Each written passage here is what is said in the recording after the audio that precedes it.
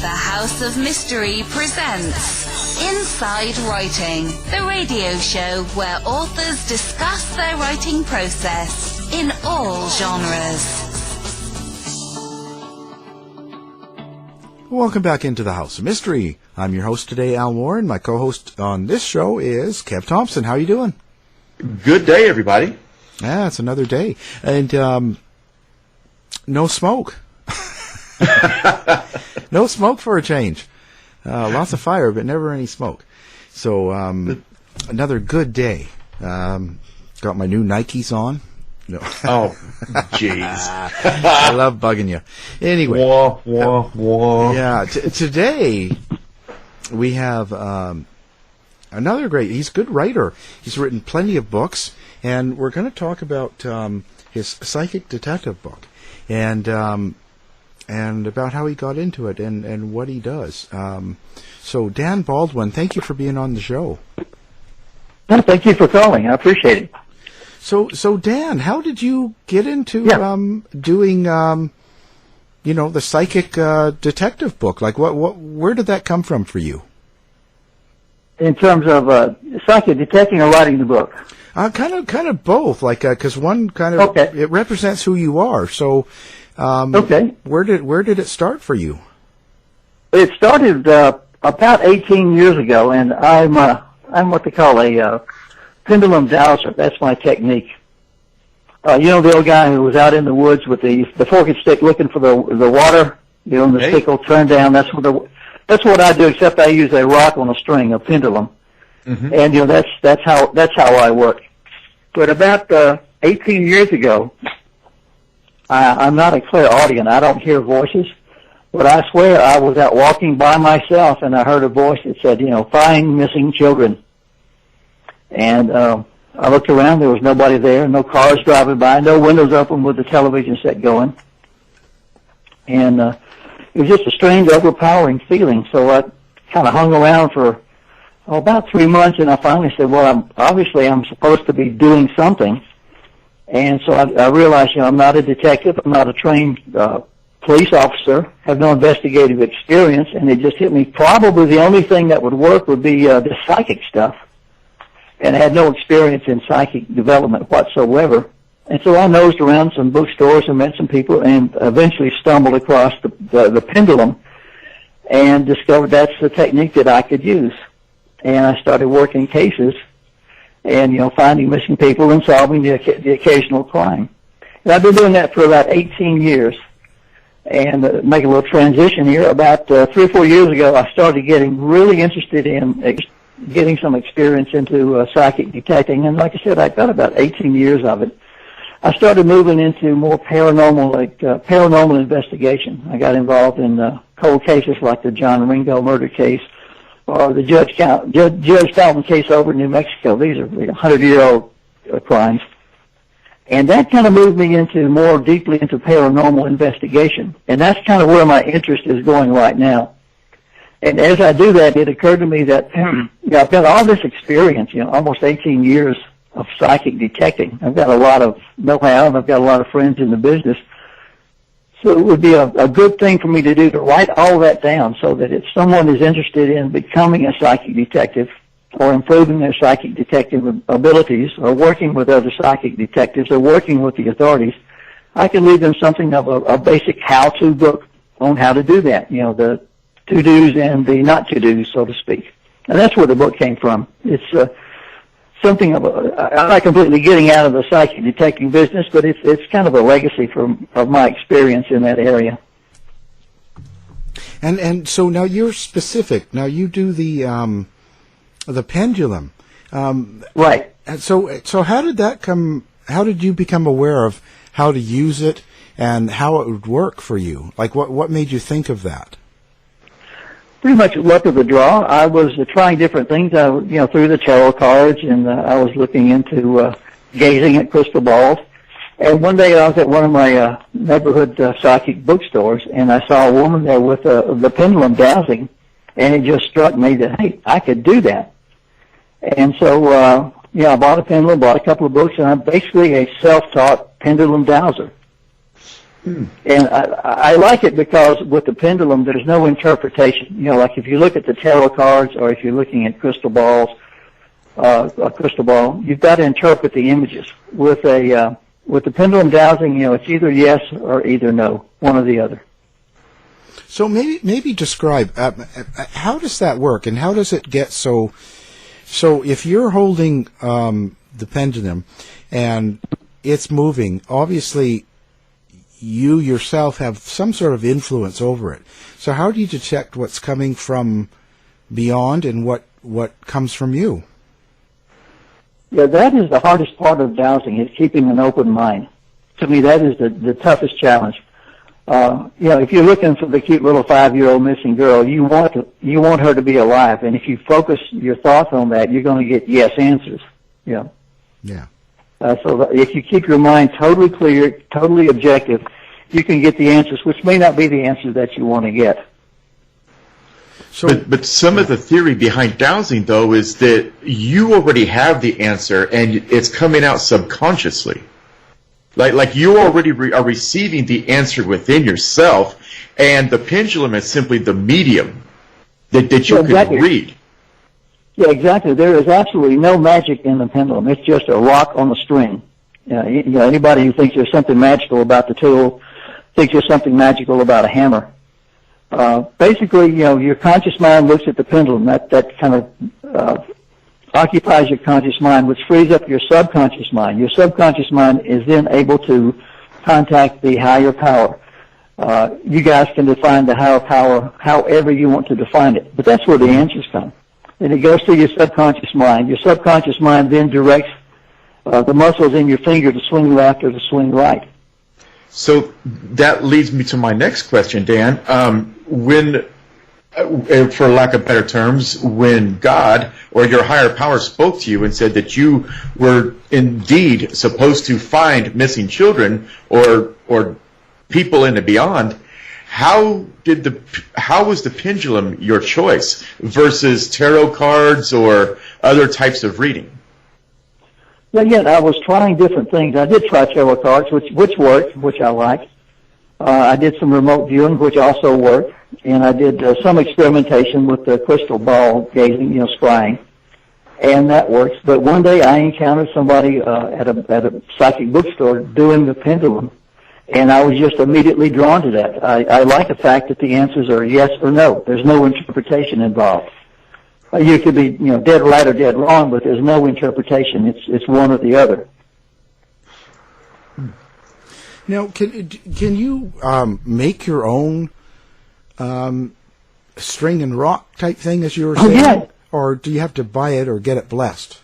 Dwight and Rhonda Hull, we are co-authors of a book on our psychic adventures, and we were out at a ghost town, and for some reason I just forgot my pendulum that day. We stepped out. This was at Cortland Ghost Town in Arizona, and I stepped out and said, I don't have my pendulum.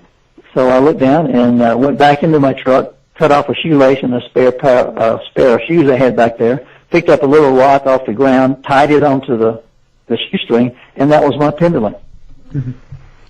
Wow. Nothing wrong with that. No, you know, it worked perfectly. I still have it, you know, in my pendulum collection. It works just fine. No. But again, yeah, I keep pointing out there's no magic in the pendulum. It's just a rock on a string. So it's just kind of giving you direction, answers, and right. And so now, can anybody do this, or is this something specific to you? No, anybody can do it. I think my personal opinion, but everybody is psychic to some level, and everybody is better at some things than they are at others. And some people, if they try it, they will be attracted to the pendulum. Some people will, you know, be attracted to tarot cards or what have you. But everybody has the ability, and everybody has a skill or multiple skills that they can develop. Just for example, in my book, I've got my workbook to the practical pendulum complete in there. If somebody wants to start practicing with the pendulum, they can actually pick up the book, and you know, there's a how-to guide within the book. And if the pendulum doesn't work out for them, still the setup and the procedure outlined in the book will help them with whatever medium they decide to go with. But it's something everybody has. Yeah. Now, you say that you're working with police and different groups. How do they react to you with what you do? Like, do you know what I mean? Like, because I respect cops, but a lot of them are very, fundamental, and they're not going to be looking at, oh, here's this guy with a rock, So yeah, if the evidence isn't right in front of me, it doesn't exist. Right, and there's some natural skepticism. My overall impression in dealing with cops, and that's on the local, state, and federal level, is they're pretty open as a rule to the information. I present it to them like, you would take an anonymous call-in act on it, wouldn't you? They go, yeah. Well, give me the same respect. And so they're pretty open to it. Again, a lot depends on the location. If you're out in the field, they're very open to it. If you're in front of the Rotary Club, they may not be so open to it publicly. But the way I address it is I just say, look, you guys believe in cop instinct? And to a man or to a woman, they will say, yeah, for sure. I said, well, that's your psychic ability. And even if they don't believe it, they understand that. They understand the correlation between cop instinct and psychic ability. And so at least you've got a framework where you can continue the discussion. And so what do you deal with the police themselves? Are you mainly dealing with missing people? Primarily. And part of the problem, and one of the reasons I wrote the book, psychics get called into a case generally as a last resort. It's one of those things that, we've tried everything, we may as well give the psychics a shot. So by the time psychics are brought into the case, it's already a cold case. And I would like the police authorities, again, local, state, federal, whatever, to consider vetted psychics, people with a proven track record, but consider vetted psychics as first responders. Get the psychics involved right off the bat. It's information, and it's just as valuable and just as good as an anonymous source. And so what has your level of success been so far? I haven't done a actual count, but I would say pretty good. There are on days and off days. There are good days and there are bad days. There are days when I'm cooking right on the money. And I'll be the first to admit there are days when I'm thousands of miles off. It just depends. What do you think causes you to be off? Do the things in your everyday life sort of affect how you perform? Oh yeah. A psychic with a bad head cold is not going to be as good as a psychic that's healthy. It's the same like with you when you go into the studio. Say you've had a road rage incident, come into the studio and you're full of anger. You're not going to be as sharp as you are, on a normal day. If for some reason you've got a bad case of the flu and the doctor's prescribed some medications and you're a little bit woozy, you're not going to be as sharp as you normally are. It's the same way with psychics. We have good days, we have bad days. Anger will affect us. Medication will affect us. Just having a bad day will affect us. Again, if you got a bad cold, that's going to affect you. Geez, you got me, chest cold and road rage every day. And today, exactly. Today I've got it all. Boy, you're doing really good today. Well, you walk in the studio and you bite your tongue, all of a sudden, it's not going to be a good opening to the show. Yeah. Same way with me. Yeah. And so now, what are some of the most memorable cases? I guess that's the best way to put it. What sticks out that you still remember about helping in some sort of missing person case that, whether it turned out good or bad, but it stayed with you? Yeah. Well, there was one.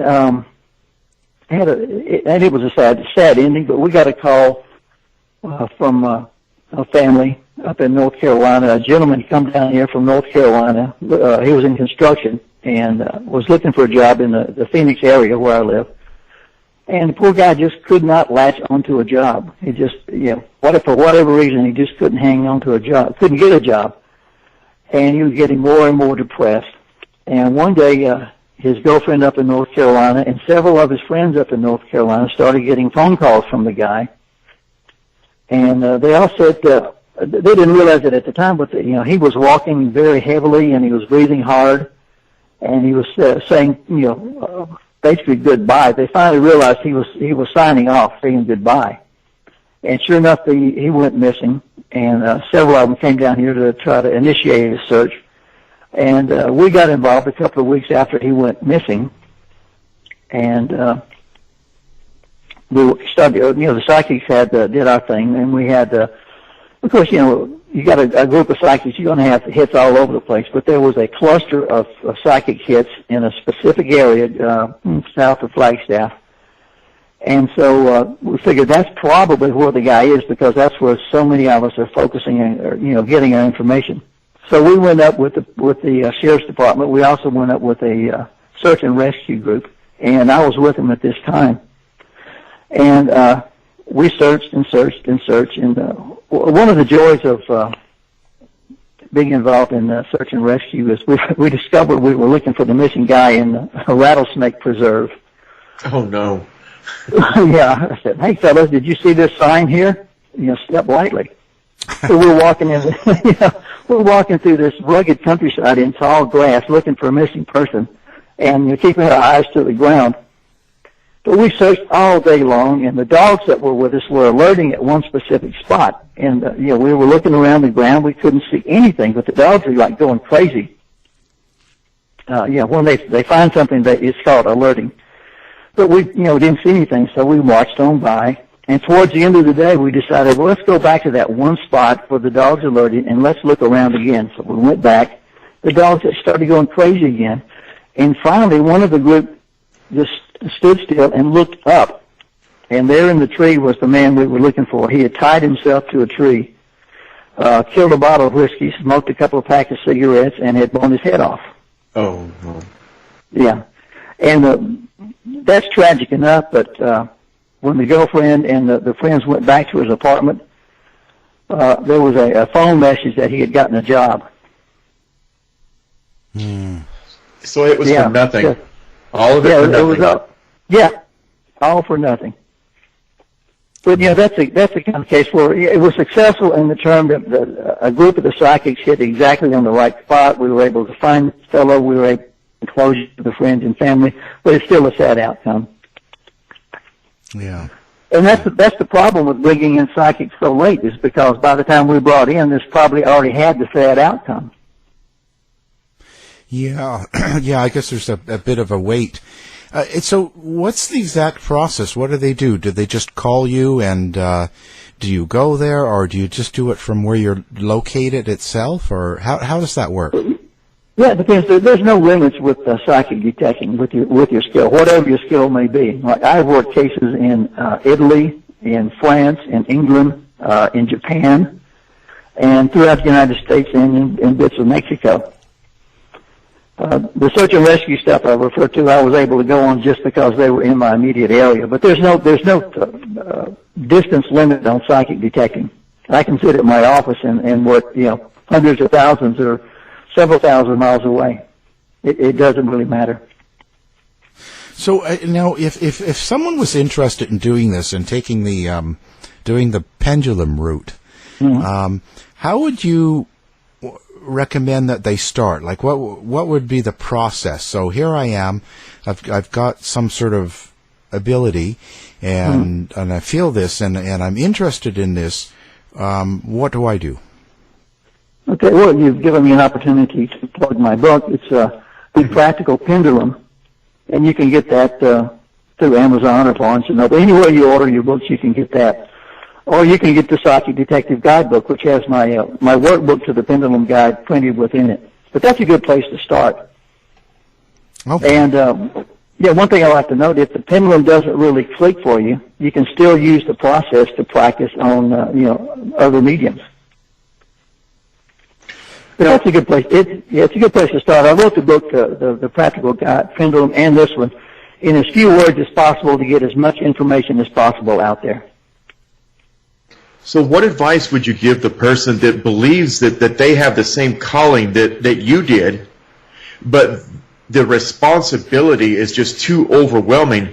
I mean, let's face it, Danny, you're dealing with people when they are at their lowest point in life, or they're desperate, they're horrified, they're traumatized. Somebody's missing or somebody's dead.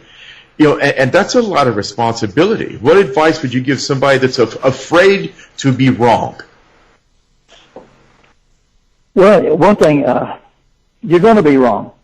That's going to happen. It is inevitable. You have to just, you've got to be able to stick it through, because you've got to get through the wrong times, because there are more times when you're going to be right, and there are more times when you're going to be able to help people out. So you just got to have a thick skin, and you've got to have the willpower to persevere and just plug on through.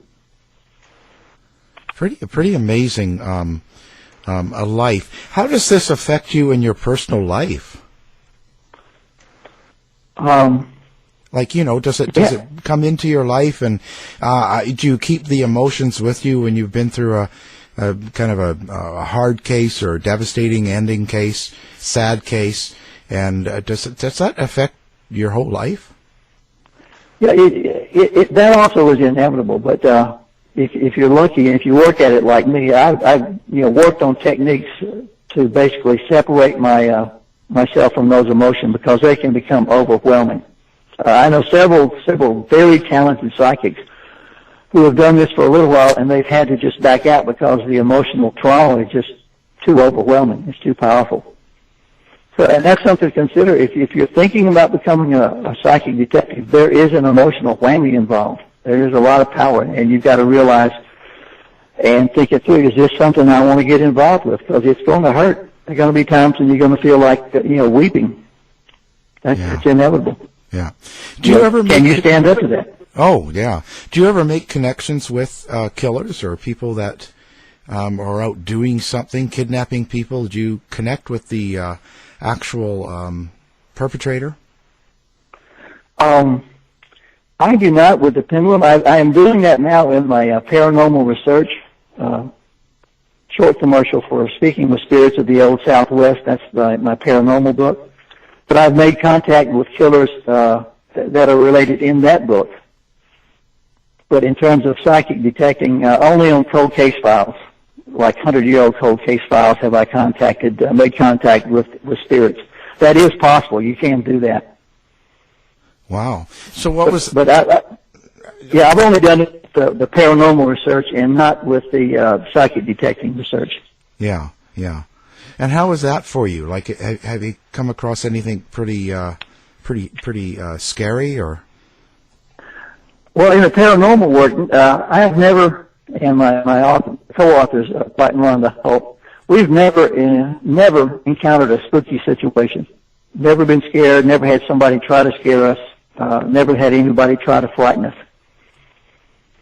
But we did. Down in Tombstone, we had a very interesting experience. We encountered the spirit not only of a murderer, but the spirit of his victim, who was his brother. Oh, wow!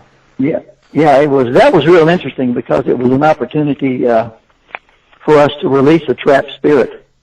If you got a minute, I can tell you that story. Yeah, please do. Yeah.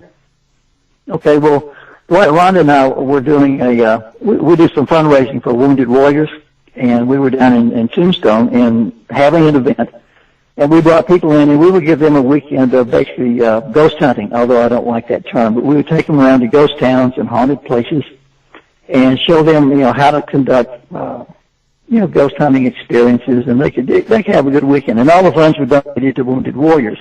As we were down there, we ran into a film crew out of New York, just happened to be there, and they wanted to say, hey, can we follow you guys around, because this is kind of interesting. So we did that for the weekend, and Sunday night was the last event, and that was pretty much just a playtime. We were going to, all the people involved, there were about 35 people there, just go to a location that was haunted, and they could do some ghost hunting, and they could play with the different tools and things like that. And Dwight and Ron and I were just going to go sit in the corner because we were exhausted. We were wiped out. And our guest at that time was Brian Cano of the Haunted Collector. I said, Brian, this is your show. So he was taking people up, and it's a simulated bar, old-fashioned saloon, and they had people pouring empty bottles into empty shot glasses and pretending they were playing cards and they were pretending to be cowboys and floozies and that whole thing and having a good time.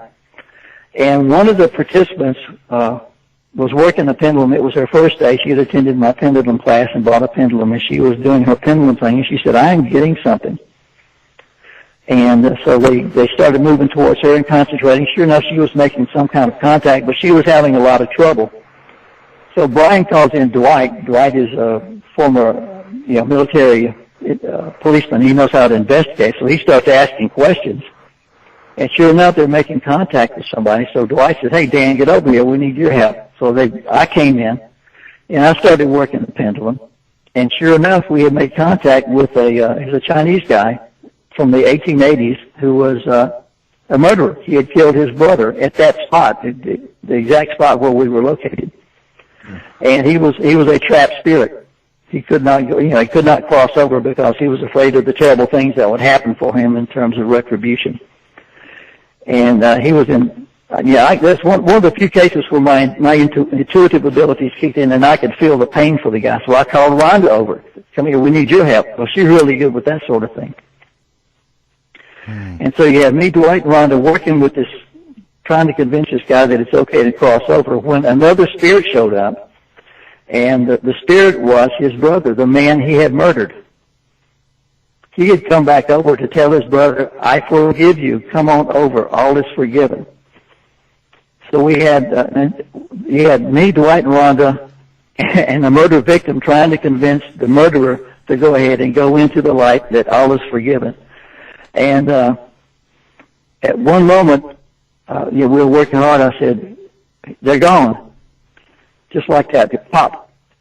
And instantly, me, Dwight, and Rhonda started weeping. There was like a wave of emotion that went through 35 people in the audience. They were crying. There was not a dry eye in the house. Instantaneously, people were weeping.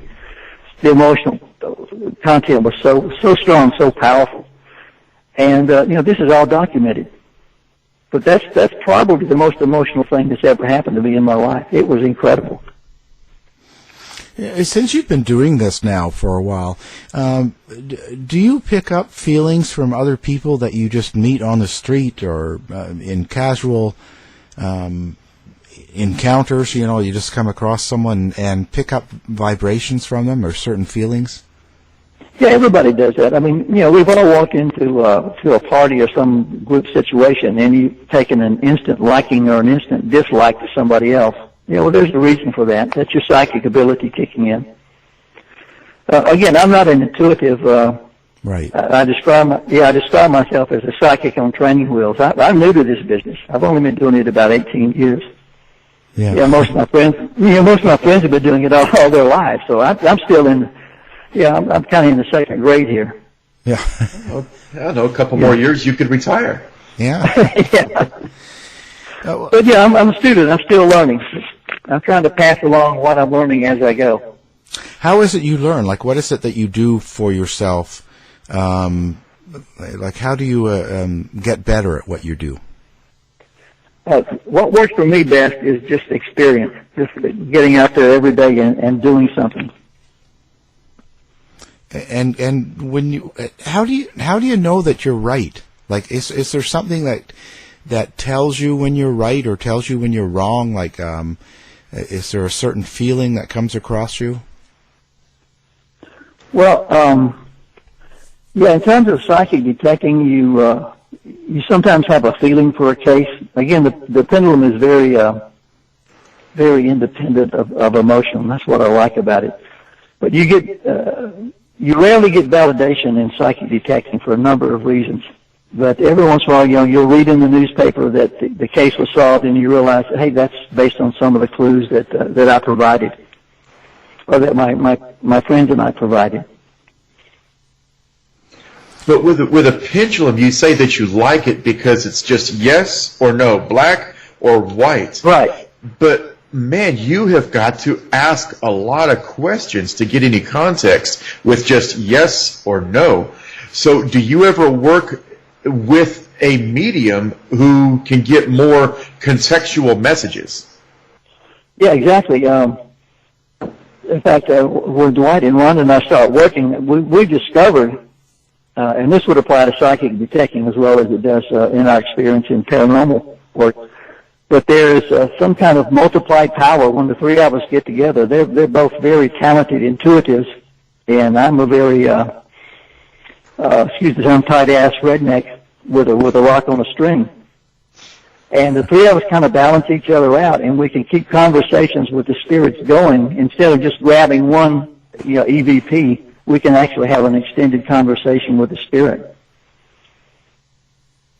Wow. So you would say that you work better in a team than independently. Would that be fair to say? That would depend on the case, but in many cases that is absolutely correct. Absolutely. If I'm working on a missing person case, I work better by myself. If I'm doing paranormal investigation, the three of us working together is significantly stronger than by myself. Now, I've heard a lot of people say that whenever they're looking for missing people with a pendulum, rather than asking questions, sometimes they're handed a map and say, find the body or find a location with your pendulum. Is that feasible or is that doable? Oh, yeah, definitely. I employ both techniques.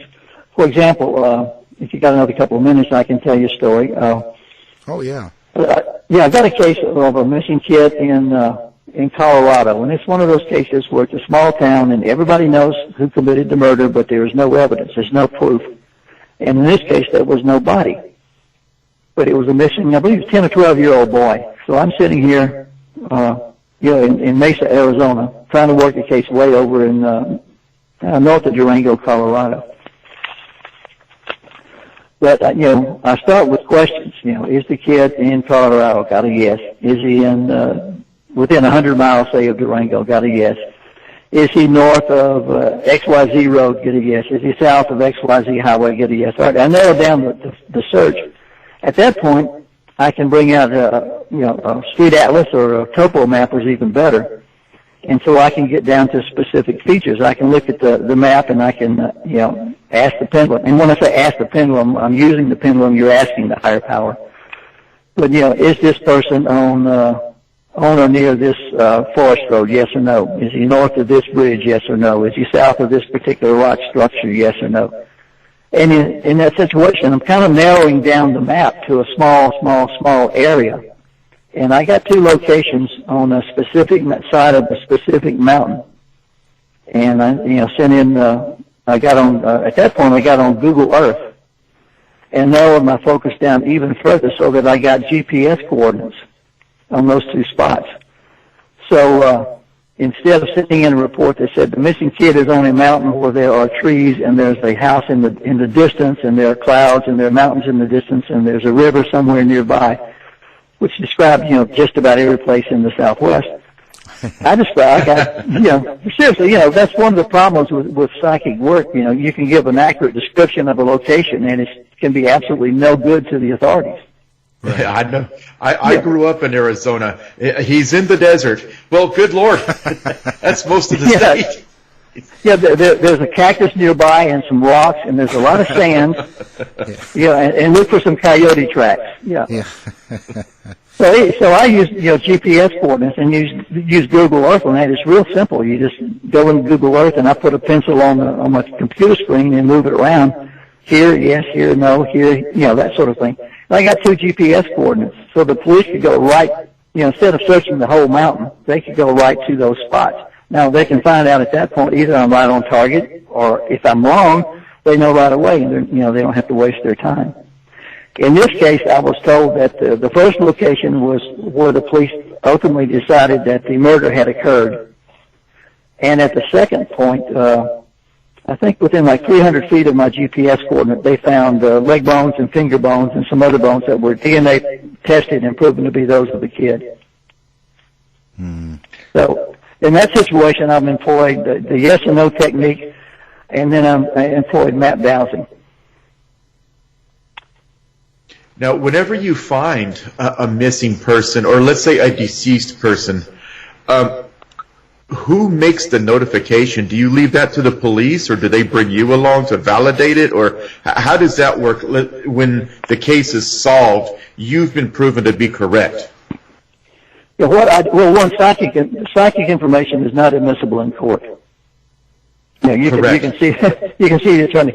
Well, we know the man is guilty because our friend here talked to the spirit of the dead person last night. Case dismissed, bam, Yes, Case yes. dismissed. Yeah. Unless you can put that spirit on the stand. Yeah.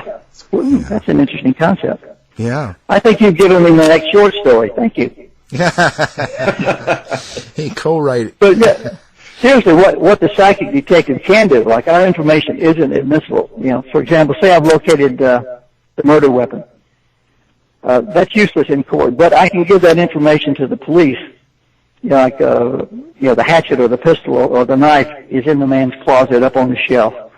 They can legally, and with proper jurisdiction and all that, they can get a search warrant and go to the spot that I've identified, and that evidence then becomes admissible in court. That's where we can really, really shine, because we can point them to hard evidence that they can legally obtain. Wow. Now, when you say it's a stone and on a string like your pendulum, do you believe in any of particular type of stone or rocks or any? Does anything work better than others? Not really. Can I take something on to your last question real quick? Oh, go ahead. Yeah. Sure. Yeah, about reporting. Yeah, in the Psychic Detective Guidebook, I've got a reporting form that I use that would be very helpful if anybody out there listening wants to file a report with the police. I've got a form that you can adapt to your own use that's very straightforward and very professional. And it's much better than walking into the police department and saying, hey, I've solved your case. Yeah. Well, I was going to say, when you do that, do they ever look at you and kind of go, how do you know? Like, and sort of put you to the test of maybe being part of the crime? Yeah. Now you're a suspect. Yeah. How come you know so much about the murder, Mr. Baldwin? Yeah. Have a seat here. Well, the captain wants to talk to you. Yeah. Not really. Not really. I have found that in, I would say, 99% of the cases, the police have always respected me because I walk in and I present a very professional attitude and approach. I'm not a missionary for psychic detecting. I'm say here, I walk in and say, I've got some information, I would like to present it. I'm a psychic. This is how I came about. I've got a written report. And they have been extremely receptive.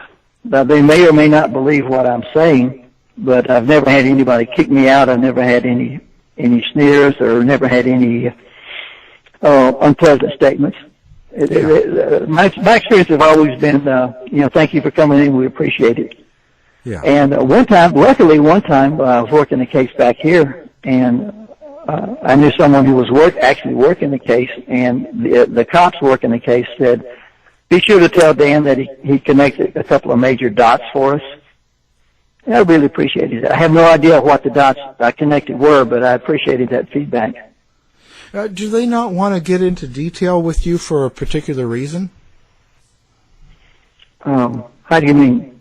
Well, like for instance, when that cop said, "Well, tell Dan that he connected a few dots for us," and that's great. I mean, that's nice, and you feel good and all that. Yeah. But is there no reason that he will actually call you and say, "Listen, this is what you did that was right, and this helped me, and get into detail and tell you about what it was that worked for him that you gave him"? Yeah, that has never happened to me at all. This, tell Dan he connected the dots is one of the very, very, very few instances where that happens. I think that's a wise policy on the way the cops approach it, because if the other side in the case found out that you're working closely with a psychic, that could be brought into the court system. Yeah. It might negatively impact the thing. Right. But I think they just, I think basically it's not that they disbelieve or that they're bad people or anything like that. I think they just rather would not go through that door. Just take the information and do the best they can with it and run with it. Yeah. Well, that makes sense, I guess, because they're dealing with the courts and the law and yeah, a little bit tighter, restricted, and yeah. And again, psychic information is not admissible, so they have to be real careful. Well, how far out do you think it is before it is? And having said that, there's got to be some type of a way to vet your psychics.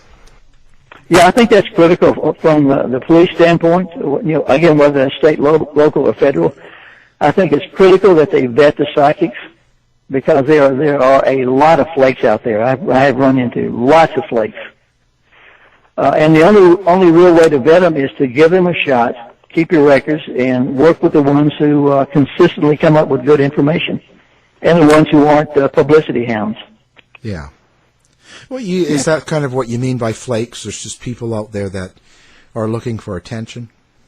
Yeah, looking for attention or trying to make a fast buck. There are probably more of them than there are of us.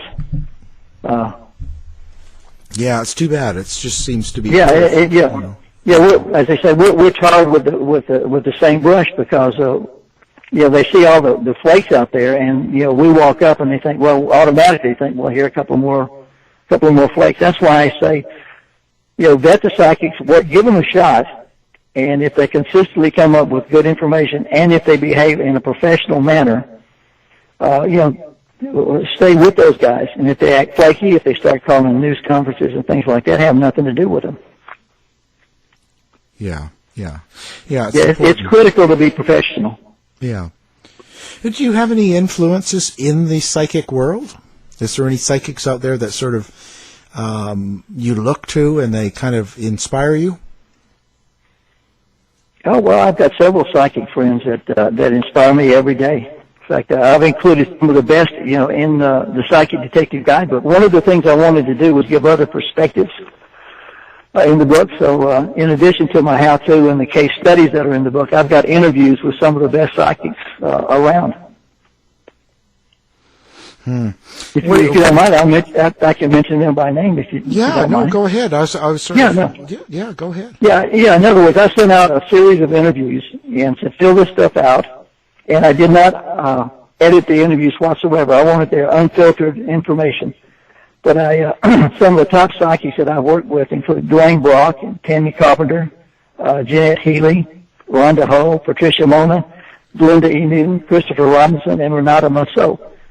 And those people are working in the United States, in Canada, in France, and in England. So you've got international psychic detectives commenting in the book, and you get their perspective in addition to my own. I wanted, real world practicing psychic detectives to give their information. And these are good folks. I've worked with each one of them. They're very, very talented. Awesome. So now, I noticed that you've also ghostwritten several books, like 50 books or something. Wow. Yeah. So what kind of subjects do you write about? Well, the ghostwriting is primarily management, sales, motivation, that sort of thing. And those are books with somebody else's name on the cover. Books with my name on the cover are the paranormal books. I've got, 4 or 5 of those out now. I also write a lot of westerns. I've got some mysteries, a couple of nonfiction books, and several short story collections. So I'm kind of all over the place out there. Oh, it sounds like it. Wow. Yeah.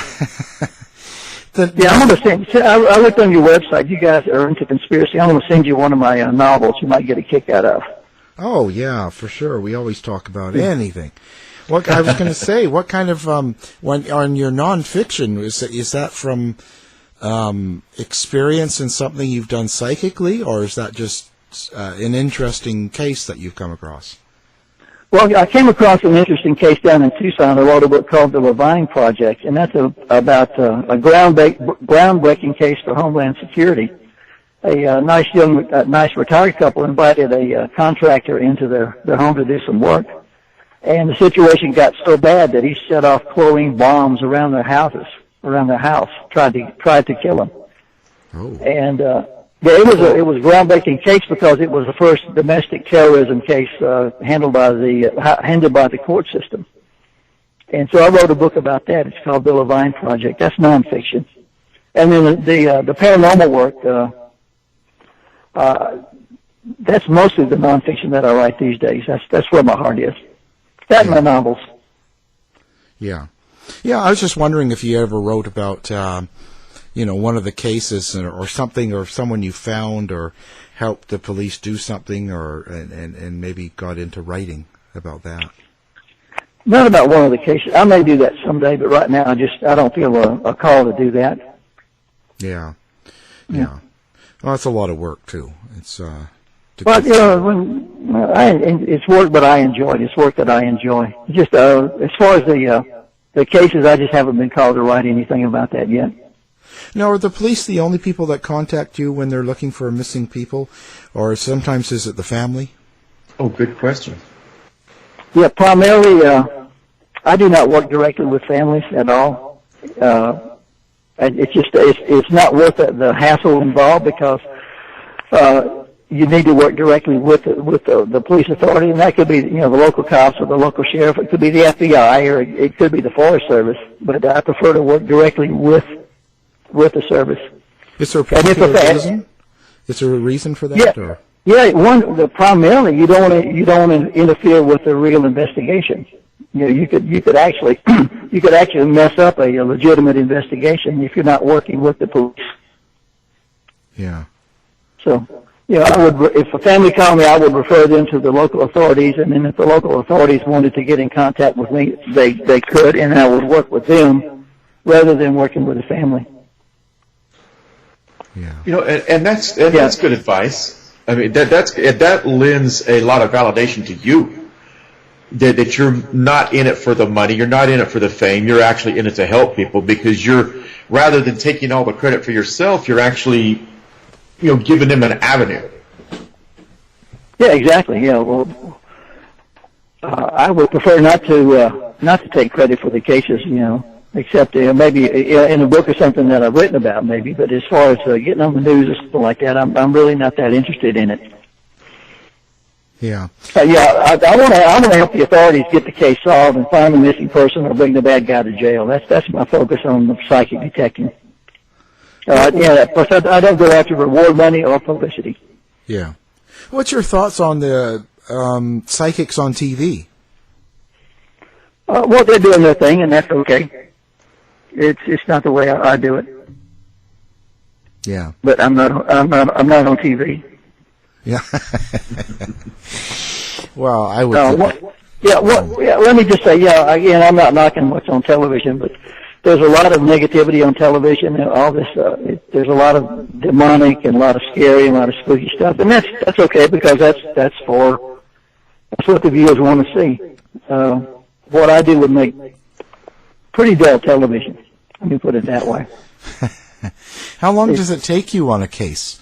Like when you're missing someone, someone's missing. How long does that sort of take? Is the process long? Well, I have found missing persons in half a day, and there's one case I've been working on 18 years. Oh, wow. It depends. What keeps you going on an 18-year-old case? A case like that is one that slips through and gets into your heart and won't let you go. Every once in a while that happens. Yeah. You get emotionally hooked on the case, and you just can't let it go. But there's no time frame as far as an average case. It just depends. Well, that's pretty amazing. Yeah. Yeah, we worked on a case, missing guy up in Arizona, up on a place we call the Mogollon Rim, heavily forested area. And we started working that morning, and we located him that afternoon. So, that's a good day. Normally it doesn't go that fast. Yeah. Wow. So what do you got coming up next? What are you working on now? Well, next is, again, moving into the paranormal world, but my friends Dwight and Rhonda and I have finished another book on our paranormal look into history. What we're doing is, I thought is, what better way to research the history of the Old West than to speak with the spirits of the people who live there. So that's what we're doing now. We just finished our second book, and we're negotiating with publishers on that now. So that's the next up. Wow. So, yes, sir. Wow, that's pretty interesting. So you're going to try and communicate with some of the famous Westerns people, like Billy the Kid? Well, we don't go out to speak to anybody particularly famous. we just go out to see who's there. I just want to know if he was really shot or not by Which one? Billy the Kid. Like who? Oh, yeah. Haven't done that yet. Yeah. No. Most of the people we encounter are just folks who are people without bodies. Is the way Dwight puts it. Yeah. We run into a couple of famous people. Mostly you run into housewives, shopkeepers, cowhands, ranchers, shopkeepers. Wow. Folks. Yeah. So now, have you got a website now that people can go and look at, or are you just available in bookstores? No, I'm available. My books are available. Everything that I've written is available wherever you buy books. Amazon, Barnes & Noble, some of them even through Walmart. If you want to check out the books, go to www.fournightspress.com. That's FOURKNIGHTPRESS, one word. Fournightspress.com. Yeah, that's got all my books. Excellent. We also have you on our website and your books, and we appreciate you coming on the show. It's been very interesting. Hey, I appreciate the call. This has been fun. I enjoy it. You guys are good. Oh, thank you very much. We really appreciate having you on. And hopefully we can do it again soon. Oh, good. I would love to. I enjoy spreading the word. Thank you. To find out more about our show, guests, or listen to a previous show, visit our website at www.somethingweirdmedia.com. Show's over for now. Was it as good for you as it was for me? Well, good night. This has been a production of Something Weird Media. I'll be back.